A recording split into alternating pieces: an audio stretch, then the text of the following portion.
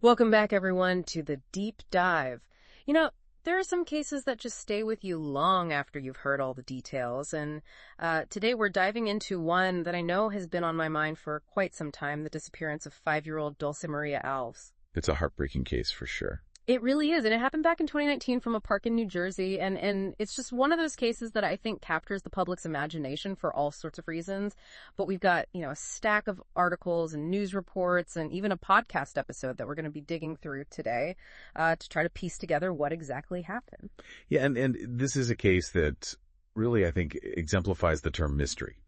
There are so many twists and turns and dead ends and so much conflicting information. And even, after all this time, this cloud of uncertainty still hangs over the whole thing. Yeah, it's really a case that's full of unanswered questions. So let's start at the beginning. Take us back to that fateful day in September 2019. Okay, so we're in Bridgeton City Park in New Jersey. It's a warm September afternoon. Seems like an ordinary day. Kids are out playing, families are enjoying the park. And that's where we find Dulce. She's there with her mom, Noema, and her little brother. And they're at the park pretty often, right? This wasn't like an unusual thing for them to be doing. Exactly. It was a regular part of their routine. They felt comfortable there. Yeah. But, and this is important to remember, Bridgeton City Park, it's massive. It's over 1,000 acres. Wow. So that vastness really comes into play later on in the story. Yeah, I can imagine that would make searching very difficult. Absolutely. But in these initial moments, it probably just feels like any other day at the park. Right, until it wasn't. Yeah. So walk us through what happens next. So Dulce's mom, Noema, she's in the car with her younger sister who has some homework to do, and Dulce and her little brother are playing nearby. And I know a lot of people have questioned that decision, leaving the kids unattended, but at the time it probably felt like a relatively harmless choice. Right, and we have to remember that hindsight is 20/20. In that moment, it probably felt like any other day at the park. So what happened next? Well, by 10 or 15 minutes pass, Noema looks up and Dulce is gone. Oh my gosh, so immediately she realizes something is wrong. Right, and she starts frantically searching for Dulce, asking people nearby if they've seen her.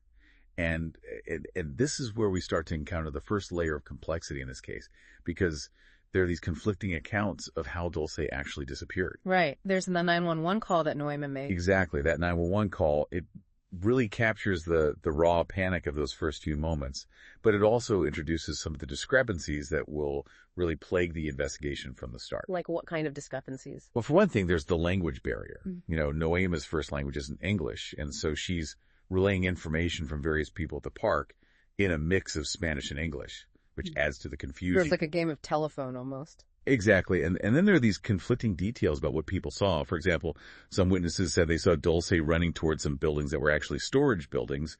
But in the 911 call, Noema refers to them as houses. Huh. So that small detail, mistranslation or miscommunication, it could have had a big impact on the initial search. Absolutely. And then there's the dispatcher's summary of the potential suspects, which doesn't quite match what Noema described. What do you mean? So the dispatcher notes that there were 2 black males seen in the area, but Noema's account mentioned a black man and a Mexican man, both with children. So were these separate sightings? Or were details just lost in translation? It's hard to say for sure, isn't it? It really is. And these discrepancies right from the get-go, they really set the stage for the challenges investigators would face throughout this case. It's like trying to solve a puzzle with missing pieces. Exactly. And as the initial confusion gives way to the realization that Dulce is really missing, the search efforts are launched on a massive scale. I remember hearing about this case in the news. It seemed like everyone was looking for Dulce. There were hundreds of officers were involved. The FBI, K-9 units, dive teams, you name it. They even brought in an ice cream truck, hoping the familiar tune might lure Dulce back if she was lost and scared. An ice cream truck that's both clever and heartbreaking. It is. And they drained a 1.5-mile stretch of the raceway in the park just to be absolutely certain she wasn't there. 1.5 miles? That's a staggering effort. It just shows how desperate they were to find her. It does. And with that desperation comes another layer of complexity, the scrutiny on Noema. Right. The fact that she was in the car when Dulce disappeared became a focal point for a lot of people. It did. And it's easy to judge in hindsight, but we have to consider the cultural context, the fact that English wasn't her first language, and how those factors might have shaped perceptions of her behavior. There were articles that mentioned a volunteer berating Noema for eating pizza while the search was going on, implying that she wasn't taking it seriously enough. Right, and a local teacher made a comment about Mexican parenting styles, perpetuating these really harmful stereotypes. It's just a reminder that even in these high-stakes situations, we have to be mindful of our own biases and how they might color our perception of the facts. Absolutely. We can't let our assumptions cloud our judgment. Now, one of the things that struck me as odd about this case was that the Amber Alert wasn't issued right away. Why was that? Well, there are specific criteria for issuing an Amber Alert, and initially there wasn't enough evidence to confirm an abduction. The park was huge.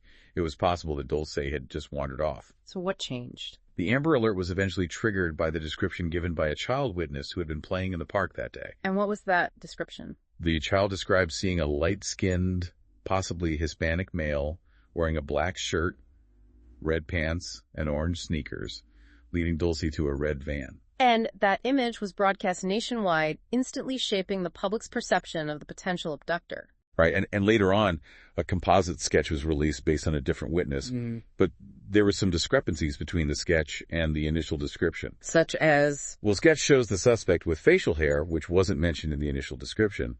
So it raises the question, were these two witnesses describing the same person?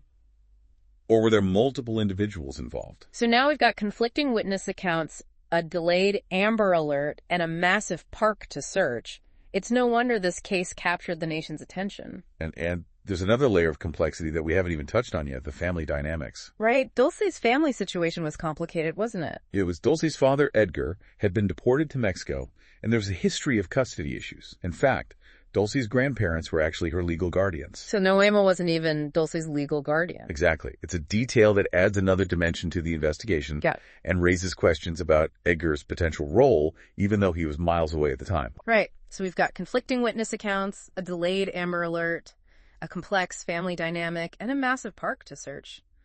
It's a lot to unpack. It is, and we're just getting started. There's so many more twists and turns to this story. So before we get into those twists and turns, let's take a quick break. When we come back, we'll delve deeper into the red herrings, the false leads, and the theories that have emerged in the search for Dulce Maria Alves. One of the things that really strikes me about this case is how, despite this massive search effort, with all these resources, all these people involved, there's still this sense that something might have been missed. Yeah, I know what you mean. It's like, we've talked about the conflicting witness accounts, the delayed Amber Alert, all those red herrings, but it still feels like there are these big gaps in our understanding of what happened. Right, and it makes you wonder, what would it take to get those definitive answers? Is there a crucial piece of information out there that someone holds, but they just don't realize its significance? It's entirely possible. I mean, sometimes cases like this hinge on the smallest detail. A seemingly insignificant observation that could change the whole trajectory of the investigation. Absolutely, and that's why it's so important for anyone with even the slightest suspicion to come forward. You never know what detail might be the missing link. In thinking back to that FBI profile of the potential suspect, the socially awkward individual, possibly someone who was a regular at the park, it's a chilling thought. If this was a crime of opportunity, this person could be living among us, blending in, carrying this horrific secret. Exactly. And that possibility really underscores the importance of being vigilant, noticing changes in people's behavior, anything that seems out of the ordinary that might connect back to Dulce's disappearance. It's like we're all holding pieces of this giant puzzle, but some of those pieces are still missing. That's a great analogy. And as we try to fit those pieces together, we have to be careful not to let our own biases cloud our judgment. Right. I mean, remember all the criticism that Noema faced for not reacting in a way that some people deemed appropriate. Exactly. We often have these preconceived notions about how someone should behave in a crisis, but those expectations don't always align with reality. And in Noema's case, the language barrier and the cultural differences further complicated this situation. Absolutely. It's a stark reminder that empathy and understanding are crucial, especially when we're dealing with something as sensitive and complex as a missing child. Okay, so let's talk about those letters from Ohio. They certainly added another layer of intrigue to this case, didn't they? They did. The strange handwriting, those cryptic phrases, the mention of Dulce's name. It was like something out of a mystery novel. And then there's the fact that some of them were postmarked from Cleveland while others had no postmark at all. What do you make of that? It's perplexing to say the least. And let's not forget that one of the letters had an address that was traced back to Mexico, Dulce's father's country of residence. So many tantalizing details, but ultimately it seems like they led investigators down a rabbit hole. It does seem that way. It makes you wonder about the motivation behind those letters. Was it someone seeking attention, someone deliberately trying to mislead the investigation, or was it something else entirely? It's hard to say for sure, but the fact that law enforcement dedicated resources to investigating these letters, even with limited evidence, speaks to their commitment to exploring every avenue, no matter how improbable. Right, you don't want to dismiss anything that could potentially crack the case wide open, but at the same time, chasing these dead ends can eat up precious time and resources. It's a delicate balance for investigators. It is. They have to remain open to all possibilities, while also being discerning, prioritizing the leads that offer the most promise. And amidst all of this, you have to think about the impact on Dulce's family, the constant barrage of information, rumors, potential breakthroughs that turn out to be nothing. It must be emotionally exhausting. Absolutely. The media attention, the public scrutiny, the constant reminders of their loss. It takes a toll. It's no wonder that Noema sought solace in focusing on her newborn daughters.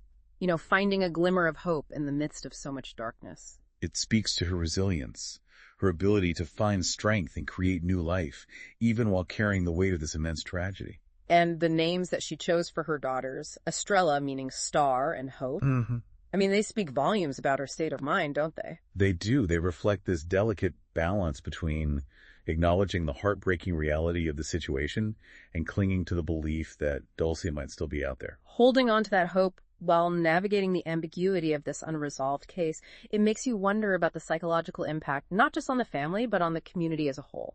You've hit on a crucial point. The psychological effects of ambiguous loss are profound and often overlooked. The not knowing, the lack of closure. It can keep people trapped in a state of perpetual limbo, unable to fully grieve or move forward. It's like a wound that can't heal because there's no resolution. And the fact that the investigation itself, with its conflicting theories and unanswered questions, only adds to that uncertainty. Exactly. And that's where the importance of support systems comes.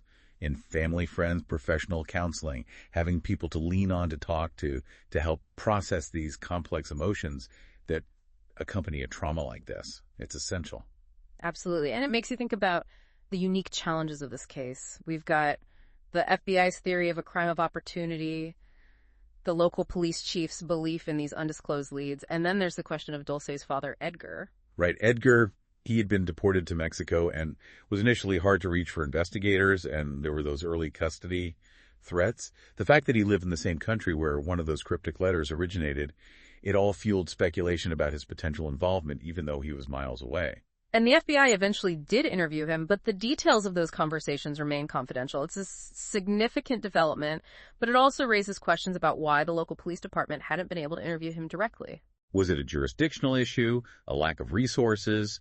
It just adds another layer of frustration to an already complex situation.